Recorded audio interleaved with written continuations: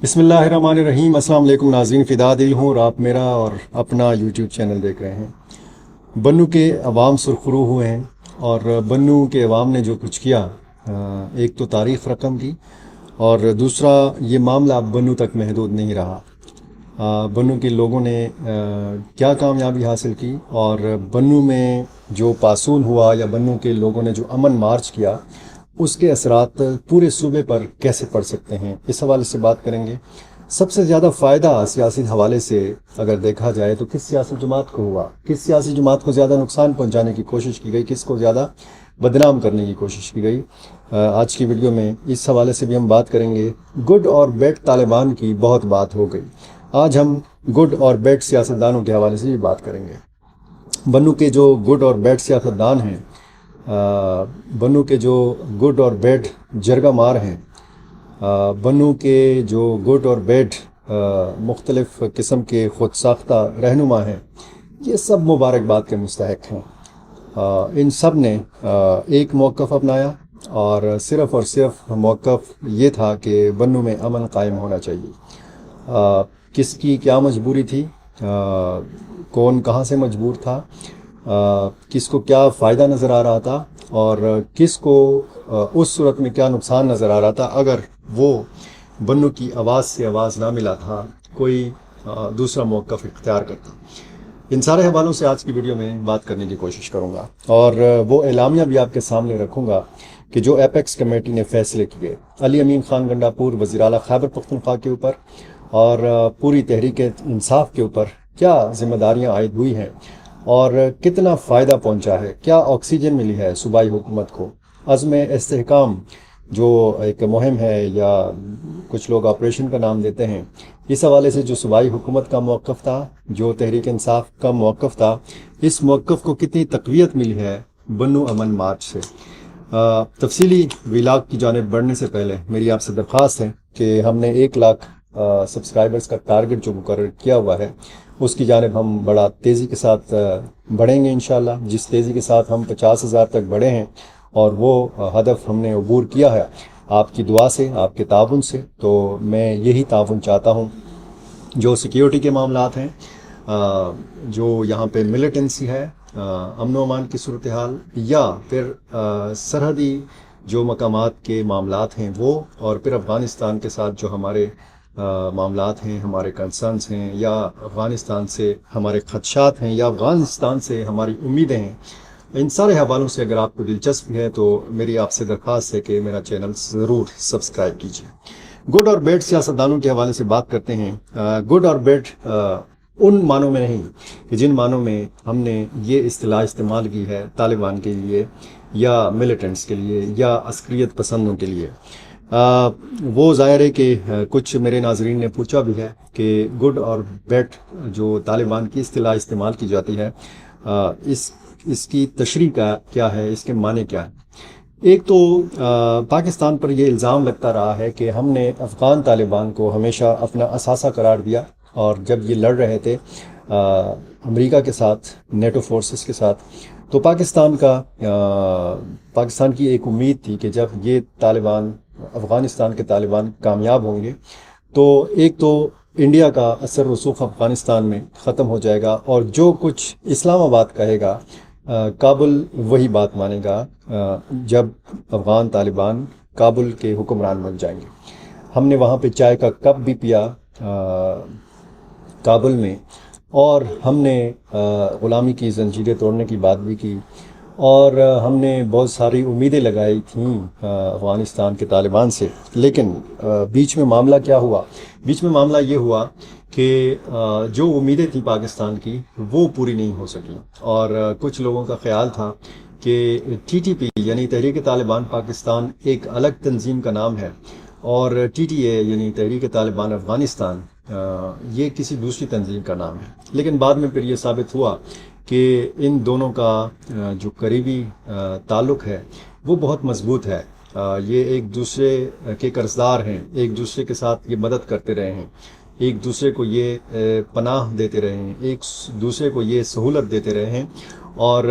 جس طریقے سے امریکہ کا ایک مطالبہ رہا تھا کسی زمانے میں ملا عمر سے کہ جی آپ اسامہ بن لادن کو حوالے کر دیں امریکہ کے، لیکن ملا عمر نے صاف انکار کر دیا تھا۔ بالکل وہی سچویشن ہے، بالکل وہی صورتحال ہے۔ پاکستان مطالبہ کرتا ہے افغانستان سے کہ جی آپ ٹی ٹی پی کے یہ جو 5-6 کمانڈرز ہیں، یہ جو نام بتائے گئے ہیں، جن میں نور ولی محسود بھی شامل ہیں، اور جن میں حافظ گل بہادر گروپ کے سربراہ حافظ گل بہادر بھی شامل ہیں،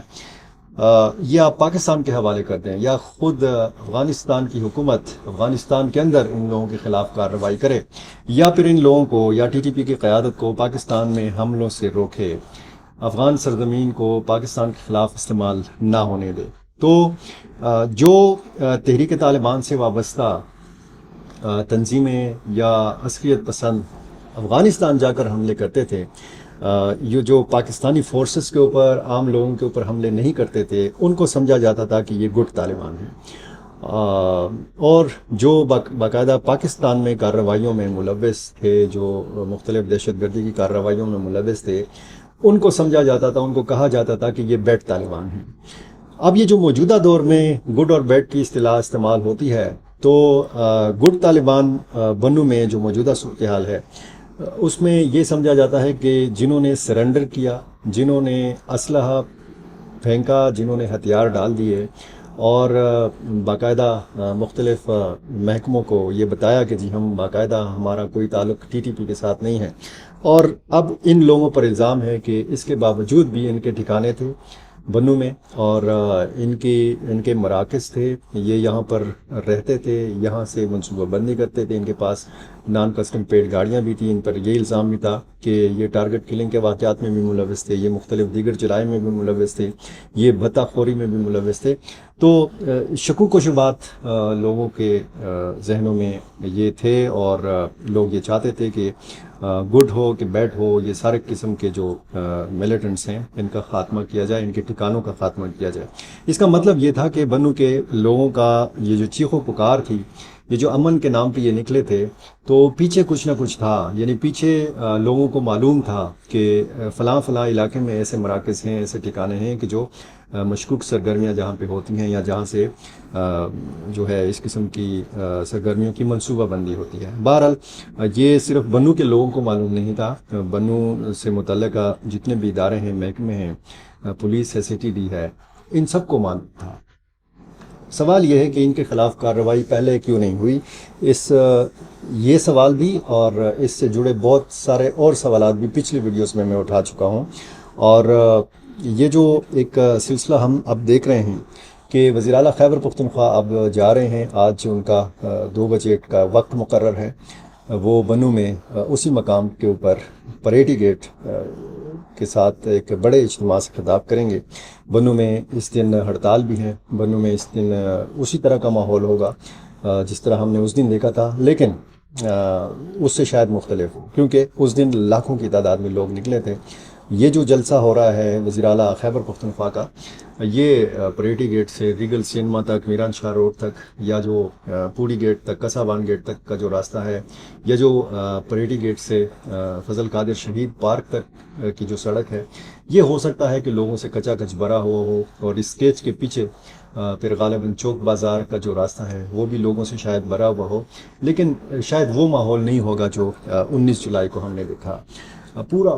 بنو کی سڑکیں، بنو کی گلیاں، بنو کے میدان، یہ سارے لوگوں سے کچا کچ بھرے ہوئے تھے، اور بنو نے اس حوالے سے اگر آپ دیکھیں تو ایک تاریخ رقم کی ہے۔ بچے نکلے، نوجوان نکلے، بوڑھے نکلے،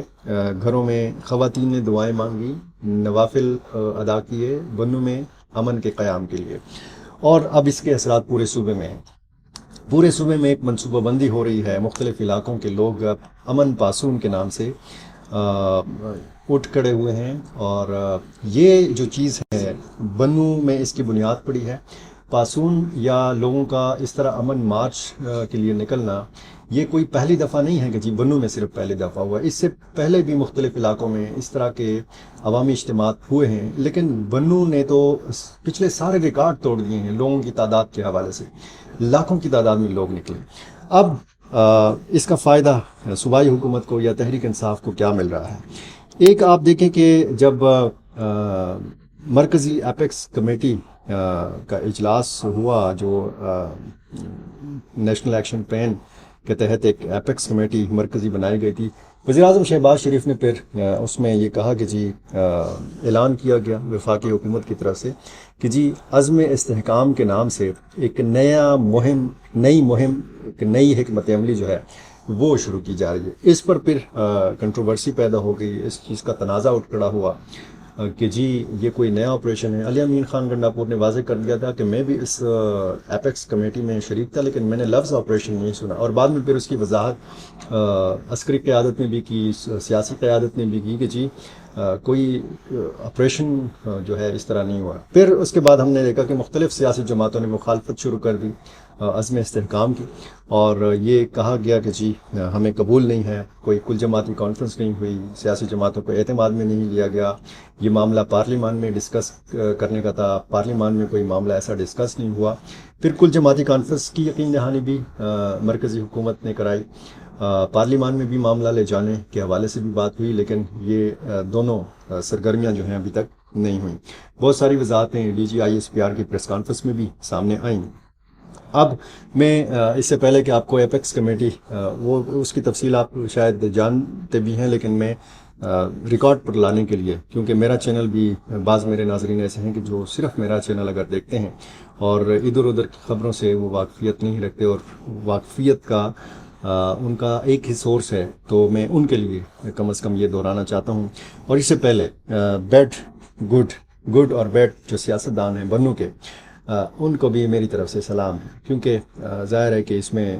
کوئی اچھا سیاستدان ہے یا کوئی برا سیاستدان ہے، یعنی کہ کسی نے اگر زیادہ ووٹ لیے ہیں، کسی نے اگر کم ووٹ لیے ہیں، میں اس تناظر میں بات کر رہا ہوں کہ اچھا سیاستدان وہ ہے کہ جس نے زیادہ ووٹ لیے ہیں، جو زیادہ مقبول ہے۔ برا سیاستدان وہ ہے کہ جس نے شاید کم ووٹ لیے ہیں، یا شاید وہ اپنا پیغام لوگوں تک پہنچا نہیں سکا، یا شاید ان سے سیاسی غلطیاں ہوئی ہیں، یا شاید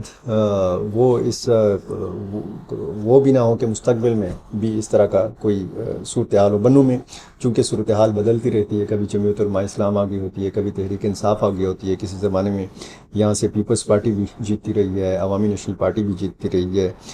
مختلف دوسری جماعتوں کے لوگ بھی کامیاب ہوتے رہے ہیں، مسلم لیگ نون کو بھی کسی زمانے میں یہاں سے کامیابی ملتی رہی ہے، لیکن اب مسلم لیگ نون کا وجود وہاں پر بنوں میں نہ ہونے کے برابر ہے، اور سب سے زیادہ جو سیاسی نقصان پہنچا ہے وہ مسلم لیگ نون کو پہنچا ہے۔ مسلم لیگ نون کے وزراء نے جو بیانات دیے ہیں، ایک تو لگتا ہے کہ ان کو بہت سارے حقائق ہیں ان سے وہ لا علم تھے، ان کو بنوں کے واقعات کے بارے میں بہت زیادہ علم ہی نہیں تھا۔ دوسرا، جو الزامات لگائے گئے صوبائی حکومت کے اوپر یا تحریک انصاف کے اوپر یا مختلف دیگر جماعتوں کے حوالے سے جو الزامات لگائے گئے، تو اس حوالے سے بھی بنوں کے لوگوں میں کافی جو ہے اشتعال پایا جاتا ہے۔ جب بنوں کے لوگ اٹھے تو صوبائی حکومت کو اور خصوصاً تحریک انصاف کو بنوں کے لوگوں کا شکر گزار ہونا چاہیے۔ اب کچھ لوگ کہتے ہیں کہ اب بہت کامیابی ملی ہے صوبائی حکومت کی طرف سے، بنوں کے عوام کو شکر گزار ہونا چاہیے صوبائی حکومت کا، لیکن میں یہ کہہ رہا ہوں کہ صوبائی حکومت کو بنوں کے لوگوں کا شکر گزار ہونا چاہیے۔ صوبائی حکومت کو عزم استحکام کے معاملے میں اور اسٹیبلشمنٹ کے ساتھ اپنا سکور برابر کرنے کے حوالے سے اگر آپ بات کریں، تو پھر بنوں کے عوام نے صوبائی حکومت کو اور تحریک انصاف کو ایک آکسیجن فراہم کیا ہے، ایک ایسا موقع فراہم کیا ہے کہ جس کی وجہ سے اب ایک پریشر ڈیولپ ہوا، اس پریشر کے تحت ایک جرگہ بنا، اور اس جرگے نے وزیر اعلیٰ خیبر پختونخوا سے ملاقات کی، بہت سارے مطالبات، اس میں جو 16 نکاتی مطالبات تھے، میں بار بار آپ کو 16 نکات بتا رہا تھا، کچھ لوگ کہتے تھے 10 مطالبات ہیں، کچھ لوگ کہتے تھے 11 مطالبات ہیں، لیکن بیرسٹر سیف نے آج پریس کانفرنس کی، انہوں نے بھی اس بات کی تصدیق کی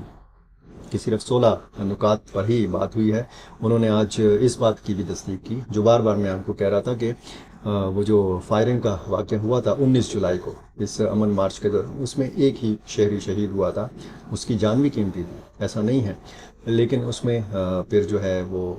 میں بار بار جو آپ کو زخمیوں کی اور شہید کی تعداد بتا رہا تھا، اس کی تصدیق بھی بیرسٹر سیف نے کی ہے۔ تو صورتحال اب یہ ہے کہ عزم استحکام کے حوالے سے جب ایپیکس کمیٹی کا اجلاس ہوا، فوج کے ساتھ براہ راست یہ مطالبات تعلق رکھتے تھے، تو اس میں جب دیکھا گیا کہ جی بنو کے لوگ کافی، اور صرف بنو کے لوگ، بنو ایک مثال بنا ہے، یہ پورے خیبر پختونخوا کی آواز تھی۔ پورے خیبر پختونخوا کے لوگ جو ہیں یہ خائف ہیں، آپریشن کے نام سے خائف ہیں، ان کا کافی نقصان ہو چکا ہے، انہوں نے نقل مکانی دیکھی ہے، انہوں نے اسی دنیا میں ایک قیامت دیکھی ہے، قیامت صغریٰ دیکھا ہے۔ ان کی دکانیں، ان کا کاروبار، ان کے گھر بار، ان کے مویشی، ان کے اثاثے، یہ آپریشنوں کی نظر ہوئے ہیں، یہ نقل مکانیوں کی نظر ہوئے ہیں، اور اس کے بعد ان کو معاوضے بھی نہیں ملے، اس کے بعد ان کو اس طریقے سے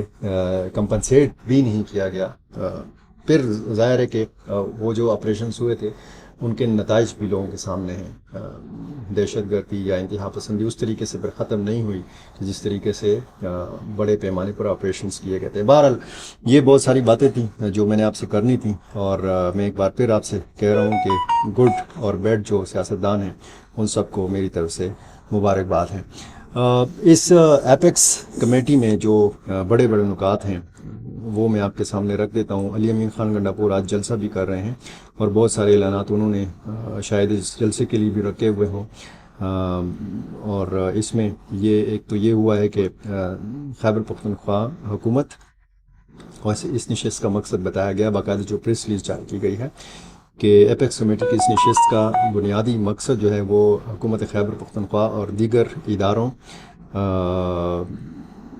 بشمول پاک فوج اور پولیس کی دہشت گردی کے خاتمے اور صوبے میں امن قائم کرنے کی مشترکہ کوششوں کا احاطہ کرنا ہے۔ صوبے میں امن و امان کے قیام اور دہشت گردی کے خاتمے کے لیے حالات اور واقعات کے پس منظر میں وزیر اعلیٰ نے ایک جامع پالیسی پر کام کی ہدایات جاری کی ہوئی ہیں۔ اس پالیسی کی سفارشات ایپیکس کمیٹی میں پیش کی گئیں۔ اس دوران بنو میں جو ہے وہ 2 ناخوشگوار واقعات ہوئے، جس کے بعد مقامی مشران نے وہ پوری تفصیل اس میں آ گئی ہے۔ اب یہ جو ایپیکس کمیٹی میں جن فیصلوں کی توثیق ہوئی ہے میں آپ کو سرسری وہ بتایا دیتا ہوں، زیادہ وقت میں آپ کا نہیں لوں گا۔ دہشت گرد ہر روپ میں قابل مذمت ہیں اور ان کے خلاف بلا تفریق کارروائی کی جائے گی۔ اس سلسلے میں پولیس کو وزیر اعلیٰ نے احکامات دیے ہیں کہ اگر کوئی بھی مسلح غیر سرکاری شخص پایا گیا تو اسے گرفتار کر کے اس کے خلاف بھرپور قانونی کارروائی کی جائے گی۔ مزید برآں کسی بھی غیر سرکاری مسلح گروہ کے دفاتر اڈے یا چیکنگ غیر قانونی ہے اور ان کے خلاف پولیس بلا تفریق ایکشن لے گی۔ یہ امر تمام صوبے کے لیے ہے، یہ امر تمام صوبے کے لیے ہے، یعنی بنو بنیاد بنا ہے اور یہ فیصلے تمام صوبے کے لیے ہیں۔ آپریشن کے متعلق عسکری اداروں نے واضح بتا دیا ہے کہ ایسی کوئی بات نہیں ہے، اس لیے صوبے میں کوئی آپریشن نہیں ہو رہا۔ مقامی طور پر دہشت گرد عناصر کے خلاف کارروائی پولیس اور CTD کرے گی، جس مقصد کے لیے ان کی استعداد بشمول نفری گاڑیاں، بختر بند آتشی ہتھیار بڑھائی جا رہی ہیں۔ البتہ کچھ علاقوں کی نوعیت، جغرافیہ اور بارڈر سے نزدیکی علاقے جو ہیں وہ ایسے ہیں کہ افواج پاکستان کی مدد کے بغیر کارروائی ممکن نہیں۔ ایسی صورت میں حالات کے مطابق کارروائی کی جائے گی، تاوقت یہ کہ CTD اور دیگر اداروں کی استعداد اس قابل ہو سکے۔ جو تیسرا نقطہ ہے وہ یہ ہے کہ پولیس کو ہدایات جاری کر دی گئی ہیں کہ فوری طور پر باقاعدہ اور ہم وقت گشت کو یقینی بنائے اور موجودہ نفری اور گاڑیوں کے تمام صوبہ بشمول جنوبی اضلاع کو ترجیحی بنیادوں پر اضافی مدد فراہم کرے۔ نئی اسامیوں کی تخلیق میں بھی ان تمام علاقوں کو ترجیح دی جا رہی ہے اور یہ سلسلہ جاری رہے گا۔ چوتھا پوائنٹ یہ ہے کہ مشکوک علاقہ جات اور مدارس پر کارروائی CTD کی ذمہ داری ہے اور یہ کارروائی CTD کرے گی۔ مشکوک۔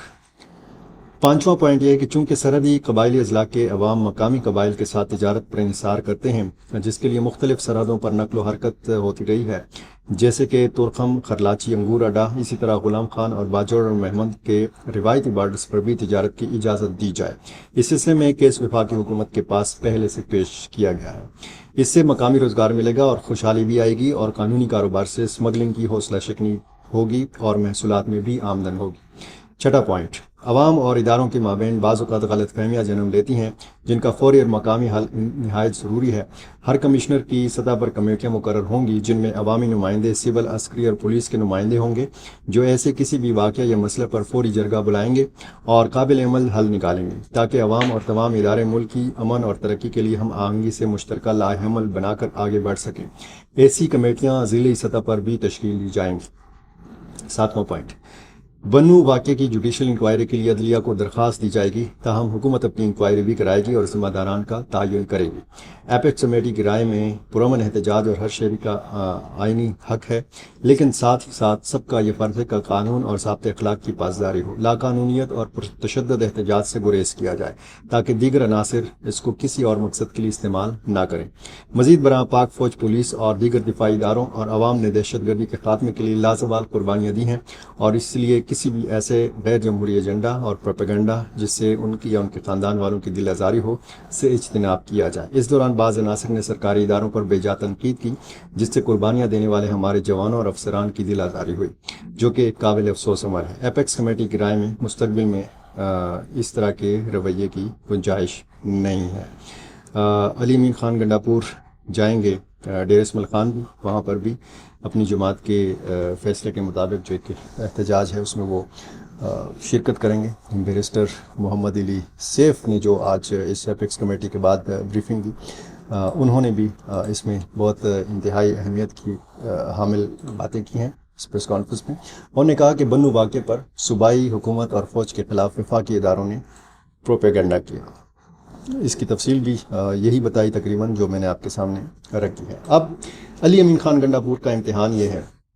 کہ یہ جو ایپیکس کمیٹی میں فیصلے ہوئے ہیں، اگر ان فیصلوں سے روگردانی ہوتی ہے، اگر خدا نخواستہ ان فیصلوں پر عمل درآمد اس طریقے سے نہیں ہوتا جس طریقے سے بیانات دیے جا رہے ہیں، جس طریقے سے یہ پریس ریلیز میں نے آپ کو پڑھ کے سنائی ہے، تو پھر کیا ہوگا؟ حالات کیا رخ اختیار کر سکتے ہیں؟ بنو کے لوگ کیا کل آج جب جلسہ ہوگا کیا مطمئن ہو جائیں گے؟ باقاعدہ آج جو دھرنا ابھی بھی جاری ہے بنو میں، کیا وہ ختم کرنے کا اعلان کیا جا رہا ہے بنو کے وہ جو ایک جرگہ ہے اس کی طرف سے، اور کیا اس کے بعد بھی کوئی احتجاج ہوگا؟ جو ایک اتفاق اور اتحاد ہم نے دیکھا ہر قسم کے سیاستدانوں کا، ہر قسم کی تنظیم کا، نوجوانوں کا، علماء کرام کا،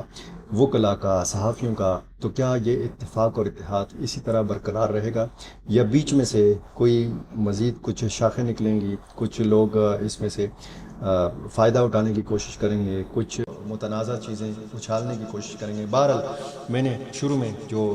گڈ اور بیڈ طالبان کی بات کی اور پھر گڈ اور بیڈ سیاستدانوں کی بات کی، گڈ اور بیڈ جو جرگہ مار ہیں بنو کے، یہ جو بلا معاوضہ لوگوں کی راضی نامے لوگوں کے کرتے ہیں، صلح صفائی کرتے ہیں، باقاعدہ بیچ میں جرگہ بیٹھتا ہے، وہ ظاہر ہے کہ تحسین کے قابل لوگ ہیں جو بلا معاوضہ اللہ تعالیٰ کی رضا کے لیے یہ کام کرتے ہیں۔ ان میں مفتی صاحبان بھی ہیں، علماء کرام بھی ہیں، کچھ ملک صاحبان بھی ہیں، قبائلی عمائدین ہیں، اور بہت اچھی شہرت والے لوگ بھی ہیں، لیکن ایسے لوگ بھی ہیں کہ جو پروفیشنل جرگہ مار ہیں، جو باقاعدہ پیسے لیتے ہیں، پیسے وصول کرتے ہیں، وکٹ کے دونوں طرف کھیلتے ہیں، ایک فریق سے بھی پیسے لیتے ہیں، دوسرے فریق سے بھی پیسے لیتے ہیں، ظالم سے بھی پیسے لیتے ہیں، مظلوم سے بھی پیسے لیتے ہیں۔ بنو کے لوگوں کو ایسے لوگوں سے بھی ہوشیار رہنا ہوگا، اور بنو کی جو دیگر جو برائیاں ہیں، جو جرائم ہیں،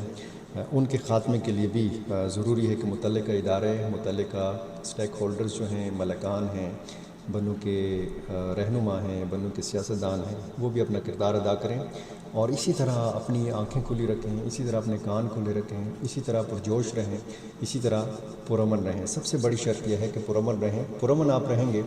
تو اسی طرح کے اچھے نتائج آپ کو ملیں گے، اور بنیاد آپ بنیں گے، بنو کے لوگ بنیں گے، اور اس کا اثر پورے صوبے کے اوپر پڑے گا۔ بہت شکریہ۔